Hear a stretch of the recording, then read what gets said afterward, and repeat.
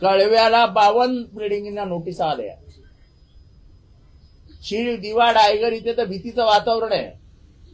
आणि याच्यामध्ये सर्वात मोठं काय आहे, तर काही जण मुद्दामून जातात बिल्डिंग मध्ये. आज तुम्हारी बिल्डिंग टूटने वाली है, रस्ते पे आ जाओ. आज तुम्हारी बिल्डिंग टूटने वाली है, रस्ते पे आ जाओ. आज तुम्हारी टूटने वाली है, रस्ते पर आ जाओ. ते इथली गरीब माणसं नोकरी धंदा सोडून दररोज रस्त्यावर येतात. महानगरपालिकेचे अधिकारी दररोज 9 वाजता तिथे पोहोचतात. एकाही बिल्डिंगवर कारवाई होत नाही. पोलीस पोहोचतात. हे काय नाटक चालू आहे? याच्यात सरकारला भूमिका घ्यावी लागेल. जे अनधिकृत इमारती आहेत त्या इमारती तुम्ही बेघर करणार आहात का लोकांना? तुम्हाला न्यायालयासमोर जाऊन भूमिका मांडावी लागेल. कळव्यामध्ये काल 52 इमारतींना नोटिसा देण्याची तयारी सुरू झालेली आहे. 52 इमारतींना नोटिसा देऊन जर तुम्ही पाडण्याच्या प्रक्रियेला सुरुवात करणार असेल तर कळव्यामधली 52 लोक जाणार कुठे? चील, दिव्या, डायगर मध्ये तर भीतीची परिस्थिती, दहशत निर्माण करून टाकली आहे. मग जर कल्याण डोंबिवलीमध्ये एकनाथ शिंदे साहेब तुम्ही भूमिका घेऊ शकता तर तुम्हाला ठाणे, कळवा, मुंब्रा, दिवा, डायगर, शीळ या परिसरासाठी सुद्धा भूमिका घ्यावी लागेल. मोर्चा आम्ही करू शकतो, लोकांना रस्त्यावर आम्ही उतरवू शकतो, पण शेवटी भूमिका सरकारला घ्यायची आहे. आम्ही सरकारमध्ये नाहीये. मी फक्त तुम्हाला आठवण देऊ इच्छितो. एक काळ असा आला होता जेव्हा वागळे इस्टेट पासून शीळपर्यंत सगळ्या बिल्डिंगी तोडण्याचा निर्णय झाला होता अनधिकृत. तेव्हा तुम्ही माननीय शरद पवार साहेबांची भेट तुम्ही, प्रताप सरनाईक, राजन विचारे असे तुमचे 3 आमदार आणि डोंबिवलीचे 1 आमदार असे 4 जण येऊन भेटले होते. तुम्हाला पवार साहेबांनी शब्द दिलेला की इतक्या अमानुषपणाने सरकार वागणार नाही, मध्यमार्ग काढू, पण कोणाला बेघर करणार नाही. आमचं म्हणणं एवढंच आहे. गरीब माणूस हा छप्पर शोधत असतो. तो येतोच कशाला? पोटासाठी, आपल्या चिल्ल्या पिल्ल्यांसाठी, आपल्या पत्नीसाठी तो घर शोधतो. ते घर शोधत असताना त्याला बिचारायला काय माहिती असते सगळं लिगल आहे, इलिगल आहे, काय कसं आहे. तो घर घेतो आणि आज त्याला जेव्हा तुम्ही बेघर कराल, हा बांधणारा बिल्डर कोण? त्याच्यावरती काय कारवाई होणार? ते अधिकारी जे तिथे होते त्यांच्यावरती काय कारवाई होणार? गोर गरिबांना घराच्या बाहेर काढणं आणि नंतर इमारती तोडणं हे काही योग्य नाही. याला आमचा विरोध असेल आणि याच्यानंतर आम्ही हा विरोध अजून जोरात करू. पण आमची एकनाथ शिंदेकडनं एवढीच अपेक्षा आहे, शिंदे साहेबांकडनं, की जो न्याय कल्याण डोंबिवलीला लागला तोच न्याय तुम्हाला कळवा, मुंब्रा, शीळ, दिवा, डायगरला द्यावा लागेल.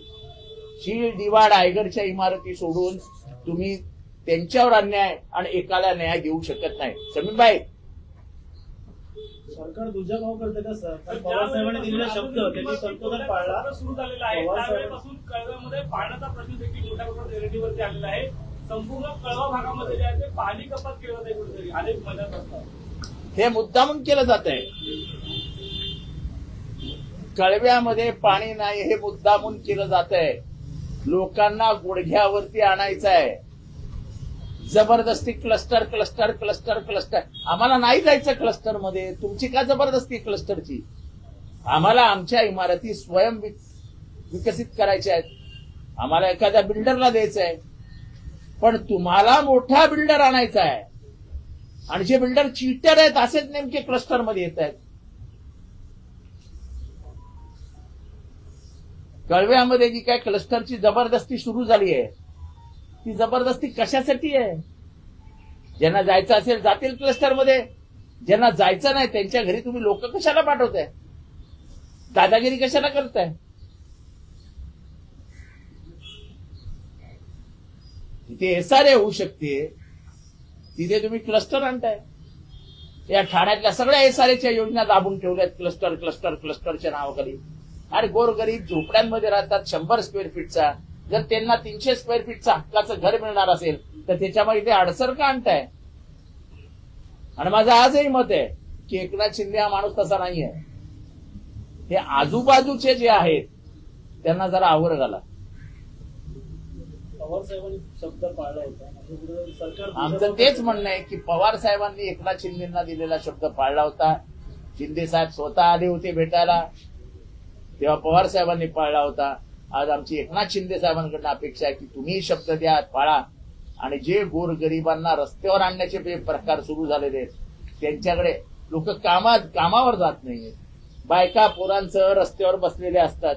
हे किती दिवस चालायचं? एकनाथ शिंदे यांनी नवी मुंबईच्या इमारतींना स्थगिती आदेश दिला, त्याच्याबद्दल उच्च न्यायालयात तांत्रिक होते की कुठल्या अधिकाऱ्यांनी हा स्थगिती आदेश दिला? नाही, असं आहे की शेवटी मंत्री म्हणून काही अधिकारांचा वापर जर त्यांनी केला असेल तर ती कसा केला, काय केला याचं मला माहित नाही. पण शेवटी सरकार म्हणून एक वेगळा अधिकार सरकारला आहे. सरकारला भूमिका घ्यावी लागेल. 100 बिल्डिंगी जर तोडणार असाल तर या 100 मध्ये 60 जरी लोक पकडले तरी 600 माणसांचे घरसंसार रस्त्यावर आणण्याचा अधिकार सरकारला नाही.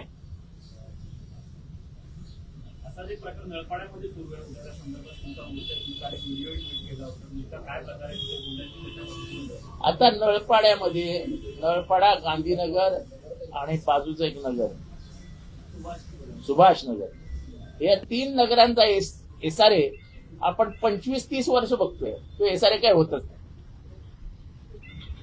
आता तोच बिल्डर पुढे येतो आणि परत त्या नळपाड्यामध्ये एसआरए करायला जातो आणि तिथे जबरदस्ती सगळ्यांवरती प्रेशर करून घरांवरती नंबर टाकले जात आहेत. कशासाठी? का? म्हणजे बिल्डरांच्या हातात स्वाधीन करायचंय का महाराष्ट्र? याच्यातही एकनाथ शिंदे साहेबांनी लक्ष घालावं. ते गोरगरिबांचं म्हणणं ऐकून घ्यावं.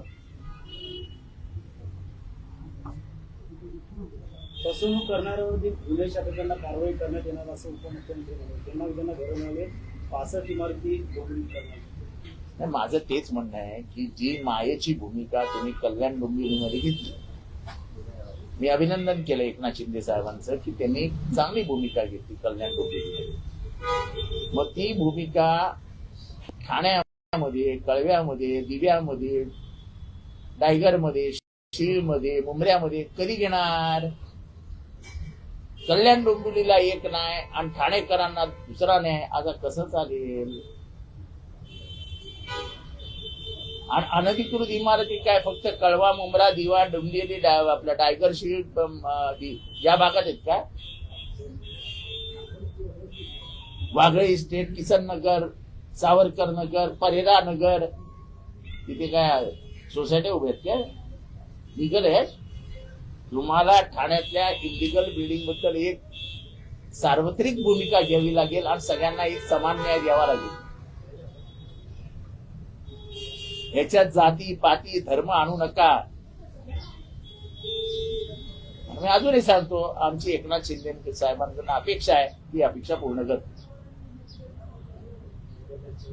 जालखेड मतदारसंघात आज रोहित पवार गेले होते. तिथे नगर परिषदेमध्ये गटार योजना संदर्भात त्यांनी विचारली अधिकाऱ्यांना देखील दाखवले आणि आक्रमक पाहायला मिळाले. निकृष्ट दर्जाचं काम केल्यामुळे त्यांनी संताप व्यक्त केला अधिकाऱ्यांवर.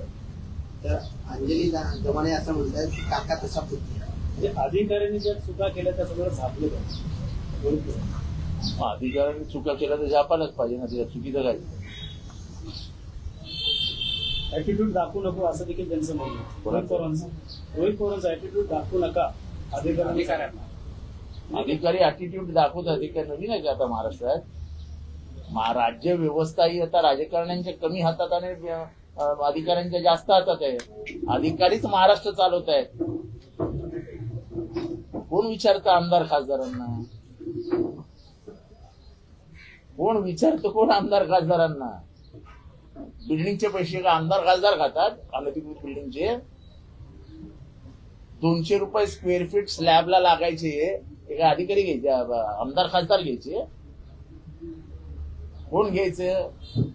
काय माहित नाही ठाणेकरांना पैसे कुठे जायचे? सगळ्यांना माहिती आहे हो. मर्जीतले अधिकारी बसवले महाराष्ट्रामध्ये, त्यामुळे कुठेतरी अशा प्रकारे अधिकारी. आता ते मुख्यमंत्री आणि उपमुख्यमंत्री जाणव कोण कुठला अधिकारी कुठे बसलाय आणि कोण काय करतो त्याच्याशी आम्हाला काय करायचं? त्यांचे अधिकारी आहेत. वाटोळ झालं अख्ख्या ठाण्याच्या ट्रॅफिकचं.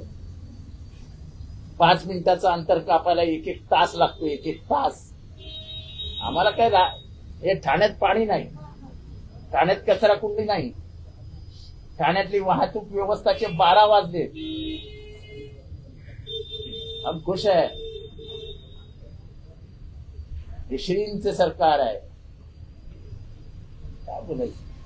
2 वर्षात तर वाहतूक कोंडीला जोडून एक प्रश्न आहे. मनसे आज वाहतूक कोंडीच्या विरोधात मोर्चा काढणार आहे. तर आज सकाळी मोर्चा निघण्याच्या अगोदर आज सकाळी उपमुख्यमंत्री एकनाथ शिंदे यांनी पाहणी दौरा ठेवलेला होता वाहतूक कोंडीच्या संदर्भात. तो अचानक त्यांनी रद्द केला. 3 वेळा अध्यादेश काढण्यात आले की वाहतूक कोंडी महिन्याभरात संदर्भात. त्यामध्ये 3 अध्यादेश जी होळी काढण्यात आले. केलेली नक्की कसं आहे की आता ह्याच्यामध्ये मुख्यमंत्र्यांनी बैठक घेतली, तर यांच्या अंतर्गतच एवढे वाद आहेत, त्याच्यामध्ये आम्ही काय बोलावं. पण ह्या सगळ्या वादांमध्ये ठाणेकरांचे वाटोळ झालंय. म्हणजे इथनं नाशिकला जायला 2.5 तास लागतात, 3 तास लागतात. त्याच्यातले 2 तास तर भिवंडीला जायला लागतात, पुढे 1 तासात नाशिक. मी स्वतः परवा गेलो. 22 सप्टेंबरला मेट्रो ट्रायल रन होणार आहे. मुख्यमंत्री देवेंद्र फडणवीस, उपमुख्यमंत्री एकनाथ शिंदे. चांगलं आहे ना, काय वाईट आहे. वाहतूक कोंडी दूर होईल म्हणतो. वाहतूक कोंडी दूर होईल. कशी दूर होईल. नोकरदारांना लवकरच पोहोचता येईल मेट्रो. कसं जाणार. गाड्या काही कमी करणार का. अहो मेट्रोमुळे तुम्ही केलंय काय माहितीये का. आणि तुम्हाला हे इंजिनियर लोकांनी सांगितलेलं होतं की तुमच्या पियर्स जे आहेत, म्हणजे ते पिलर आपण जे म्हणतो, ते ज्याच्यावरती ते उभं राहणार आहे अख्खं, त्याच्यामुळे रस्त्याची रुंदी छोटी झाली आहे, गाड्या कमी झाल्यात का. अहो जरा सुरू होऊ द्या, बघा ट्रॅफिकचे कसे अजून 12 वाजतात. सगळे गडबंदरचे सर्व्हिस रोड छोटे झाले.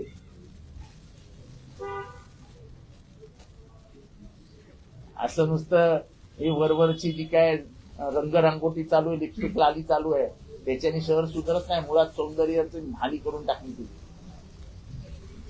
5 तास वाहतूक कोंडीत अँब्युलन्स अडकल्यामुळे रियान शेख या 2 वर्षाच्या मुलाचा मृत्यू झालेला आहे. मुंबऱ्यामध्ये वाहतूक कोंडीमुळे आतापर्यंत 14 जणांचा मृत्यू झालाय. कोणी कधी चौकशी केली. रस्त्यावरती हॉकर बसतात, हॉकरमुळे अँब्युलन्स जाऊ शकत नाही. त्या अँब्युलन्स मध्ये आतापर्यंत माझ्या कारकिर्दीमध्ये 14 ते 15 माणसं मेली आहेत. आम्ही 1000 वेळा सांगितलं त्या हॉकर्सवरती कारवाई करा. म्युन्सिपाल्टीचं अजिबात लक्ष नाही. कारण काय 1000 रुपया बिल का मिळता है तो कौन इसके ऊपर ध्यान देगा. तर नवरात्र उत्सव आहे. नवरात्र उत्सवामध्ये विश्व हिंदू परिषदेने मागणी केली की आधार कार्ड बघूनच सोडण्यात यावं, मुस्लिमांना प्रवेश दिला जाऊ नये, अशा प्रकारे मागणी केली. या अगोदर देखील हलाल असे अनेक गोष्टी समोर आल्या. हलाल, छटका, औरंगजेब, अफजल खान, आता हे नवीन. आपल्याला काय वाहतूक कोंडी, पाणी, अनधिकृत इमारती वगैरे वगैरे वगैरे वगैरे ही महत्वाची प्रश्न नाहीच आहेत. आपल्याला जातीद्वेष आणि धर्मद्वेष हे 2च महत्वाचे प्रश्न उरलेत भारतामध्ये. बाकी सगळे प्रश्न गौण आहेत. आपला हिंदू मुसलमान झाला, ओबीसी मराठा झाला, दलित सवर्ण झाला, आपलं काम झालं. मतांचं ध्रुवीकरण झालं, आपले विजयाचे मार्ग मोकळे झाले. की बाकी पाणी मिळतं नाही मिळतं, कचरा उचलला जातो नाही जातो, ट्रॅफिक होतं नाही होतं, आपल्याला काय फरक पडतो. तर जयंत पाटलांवरती कुठेतरी राग काढला जातो, ते कुठेतरी पक्षात येत नाही म्हणून अशा प्रकारचा राग काढला जातो. त्यांच्यावरती राग काढला जातो का नाही जात हा प्रश्न नाही. पण एखाद्या माणसाची म्हणजे जयंत पाटील हे अत्यंत मितभाषी, सुस्वभावी, सुसंस्कृत, त्यांचा आवाज चढलेलाही महाराष्ट्राने कधी ऐकलेला. अशा एखाद्या प्रगल्भ नेतृत्वाबद्दल इतक्या घाणेरड्या पद्धतीचं वाक्य उच्चारलं जाणं हे महाराष्ट्राच्या राजकीय संस्कृतीला लाज आणणार आहे. त्यांच्या वडिलांचं नाव आदराने आजही बापू म्हणून घेतलं जातं पूर्ण सांगली आणि पश्चिम महाराष्ट्रामध्ये. राजाराम बापू हा फार फार मोठा इसम होते. त्यांच्या आईच्या बिचारीचं तर राजकारणाशी काही संबंधच नाही. आणि मी आज महाराष्ट्राला परत एकदा सांगतो की जयंत पाटील हे प्रचंड मातृभक्त आहेत, प्रचंड मातृभक्त. काय पद्धत आहे एखाद्या आईबद्दल बोलण्याची? कुठली पद्धत आहे? आणि पक्षाकडनं साधी आज समजलेली आहे, माफी मागायला पाहिजे होती. एवढ्या मोठ्या 35 वर्ष 40 वर्ष ज्याने विधानसभेत घालवली आहे, ज्यांचे वडील एकेकाळी महाराष्ट्राच्या मुख्यमंत्री पदाच्या शर्यतीत होते, किंबहुना मुख्यमंत्री झाले होते.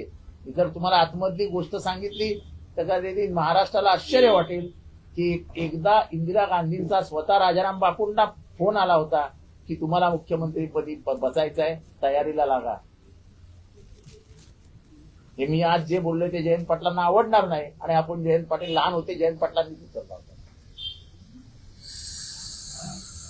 त्या लेवलच्या माणसाला तुम्ही कुठे आणून ठेवताय यार? काय चालू आहे काय महाराष्ट्र?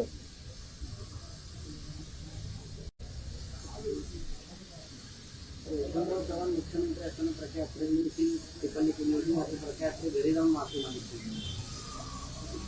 प्रल्हाद केशव वात्रे यांनी वेणुताई आणि यशवंतराव चव्हाणांवरती हल्ला केला. यशवंतराव चव्हाणांनी उत्तर दिलं नाही. यशवंतराव चव्हाणांनी प्रल्हाद केशव वात्रे यांना घरी बोलवलं. ते त्यांना निपुत्रिक म्हणाले होते की तुम्हाला संतान नाहीये.